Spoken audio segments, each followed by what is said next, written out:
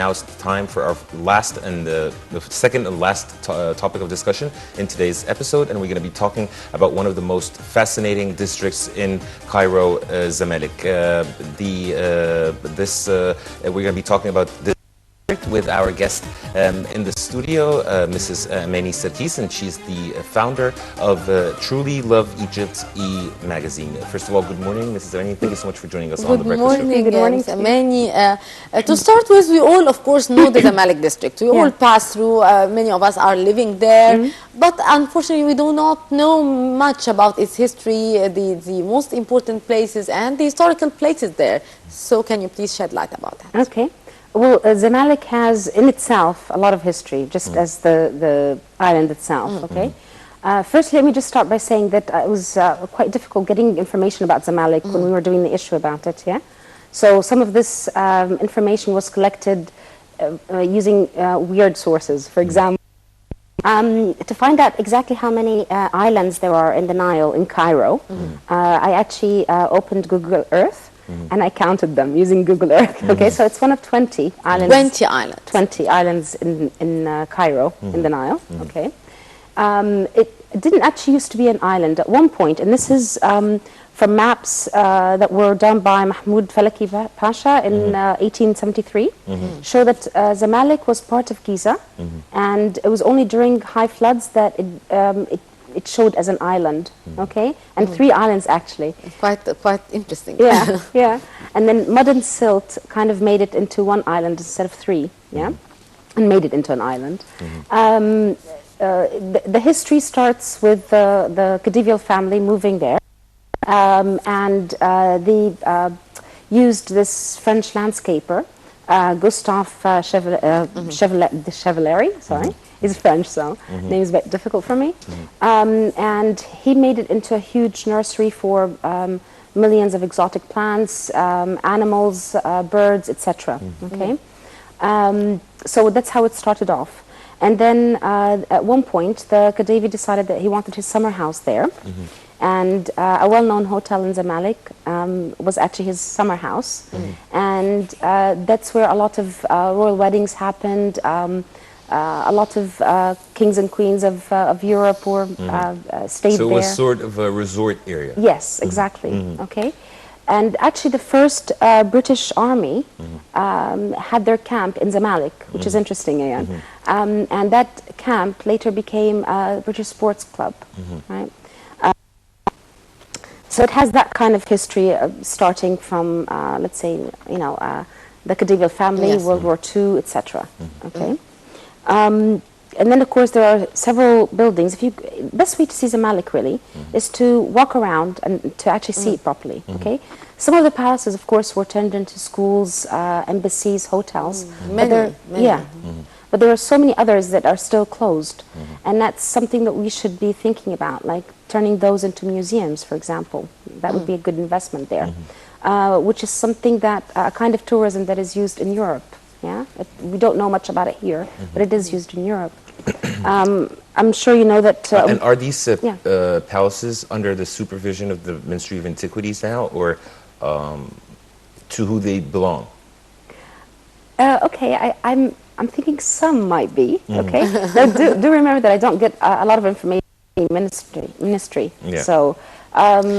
Sorry, Dr. Amani, for interruption here, but if you, as someone who is having her site about tourism, don't you have a direct contact with the people in these ministries in order to have more information and to facilitate this thing for both of you? So how can this be done? Okay, when I first started off 19 months ago, I decided to do this on my own. Okay, and then on several TV shows, I was asked, you know, why don't you go and you know, tell the ministries what you're doing. So I actually did that. I went to them to tell them. To the Ministry of Tourism or Antiquities? To all of them. Okay. So Ministry of Tourism, Environment, Antiquities, Culture, you name it. Everything that we talk about, I went to them, okay? And I got nothing in reply, nothing at all. None of the... Yeah, so I did something just to show for fact that I did try to contact them. I sent them registered mail. And so I have signed slips that they've received my mail. But no response from any of the ministers? No, well, actually, or the ministries? Ministry of Culture, the Minister of Culture, someone from his office, replied saying, sorry, you know, good luck with everything you're doing, but we can't really help you. So that's quite interesting. Yeah, so no help.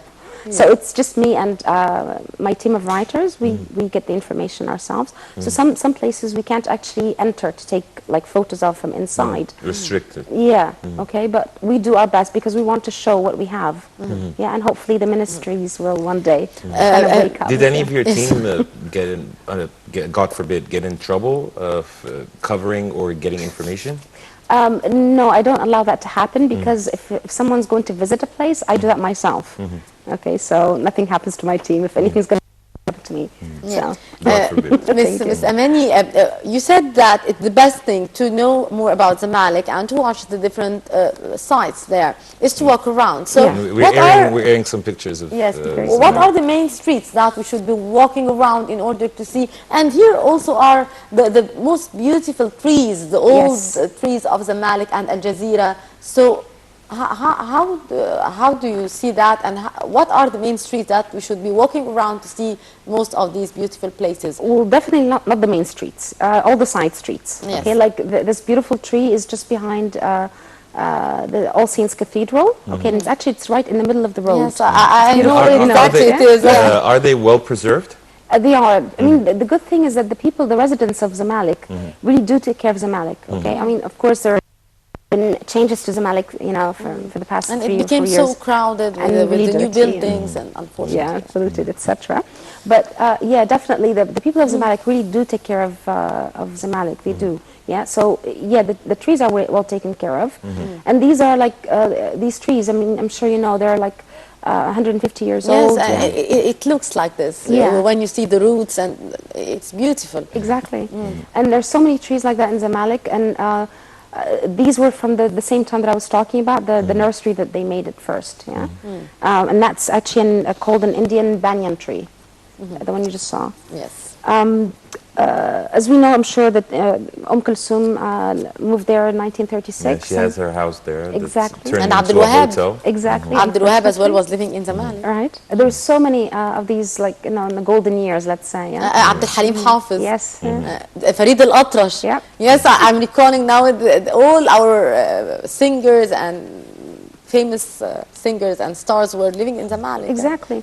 And so I really do believe that their place, whatever is left of their places, should be turned into museums, just like in London, for example. But I believe that even their places now, they were sold out, or they were not well preserved, or maybe they were not, they were sold by their own families, so maybe we lost that heritage, unfortunately. But there are, I agree with you, definitely, but there are palaces that are still closed down. So why don't, you know, if the ministry really cares, for example, they can check them out. I mean, surely they're closed and the owners want to sell, or maybe the owners are dead, I don't know.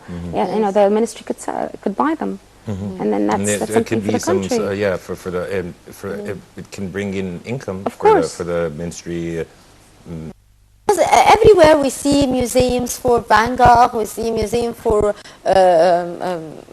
Mozart, for whatever star worldwide. But here it's not the case. Victor Hugo, if you go anywhere, you find this. But here, someone like Muhammad Abdul Wahab or Farid al-Atrash, with all the paintings, al-oud, all these stuff that belongs to him, and nothing is left or to be seen by the people who are loving him up till this moment. Okay. And basically the answer to that, if you're thinking of why is this happening, the answer to that is that we've been focused too long on just the pharaohs. Yes. But the pharaohs were, you know, thousands of years ago, and they left us lovely things, and there are we should things look for the pharaohs as well, but with others. Exactly. With other stuff. Exactly. Any country that has this wealth of things that they can use for tourism would be using it. We're not. You know. So what other major artifacts or landmarks that signify Zamalek? Believe it or not, it's everything Zamalek. So, for example, the Equestrian Club, for example, that was inaugurated in 38 by King Farouk himself. Gezira Sports Club was built by the Brits in 1883. As a military camp. It was a military camp, and then it was changed into a sports club. Yeah. And by so, the Brits themselves? By the Brits themselves. So it's basically it's everything you see and things you don't see as well. Like for example, the first Thomas Cook docks in Egypt were in Zamalek. Yeah, the docks that that went to that had ships that went to Luxor and Aswan. The first ones were in Zamalek by Thomas Cook, and that's a well-known name. Yeah. For example. Yeah. So it's everything that's there is actually it's just full of history. Yeah. If you take a look again, I mean, if you walk around Zamalek again with an eye for, okay, I want to see the history, you'll see lots of the buildings have their original names on them. Yes. Yeah. For example, and the entrances of the buildings themselves are masterpieces in Zamalek. Exactly. So it's not just okay. Sure, we know about the Cairo Tower, and definitely it's beautiful. Going up there and seeing all the way to the pyramids in Saqqara, that's wonderful, yeah. Of course. So we do know those things, and of course, of taking a felucca ride and all these things. But it's all the stuff that you've taken for granted because it's always been there, and you think it can't have any history, but it does. Yeah.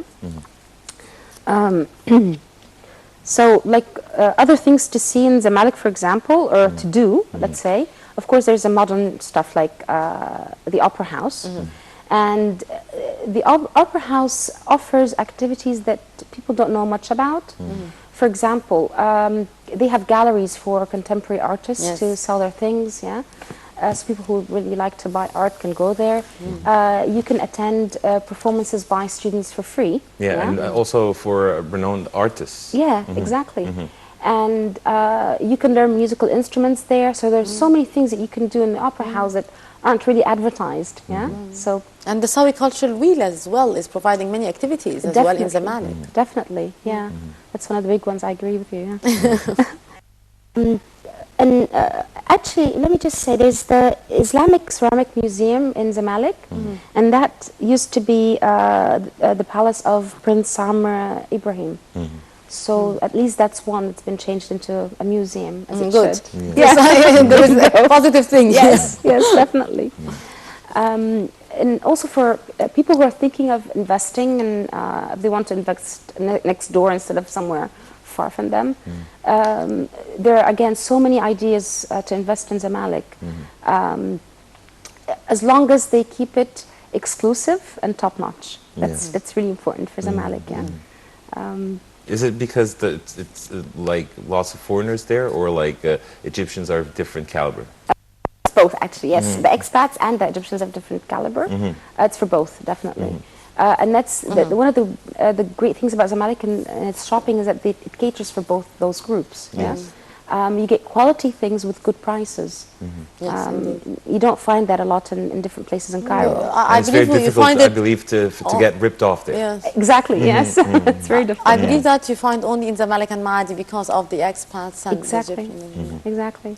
Ms. Amy Sarkis, the founder of Truly Love Egypt e-magazine. It's always a pleasure to be with you and to know more about Egypt. And we wish you all the success, and we would like to know more and more each time about our beautiful country. And all the people around the world should know more about our beautiful Egypt, of course. Thank you so much for your insight. Thank you. Thank you. Thank you. And dear viewers, by this we wrap up today's episode of The Breakfast Show. Just a quick recap of what we discussed. We talked about Egypt's assets, our ideal assets, and also we talked about the fascinating district of Zamalek and what it dates back to, and also the historical sites there with our guests in the studio. And dear viewers, you're in the company of my esteemed Rabia and Karim Gamaluddin. Until we meet again, this is goodbye.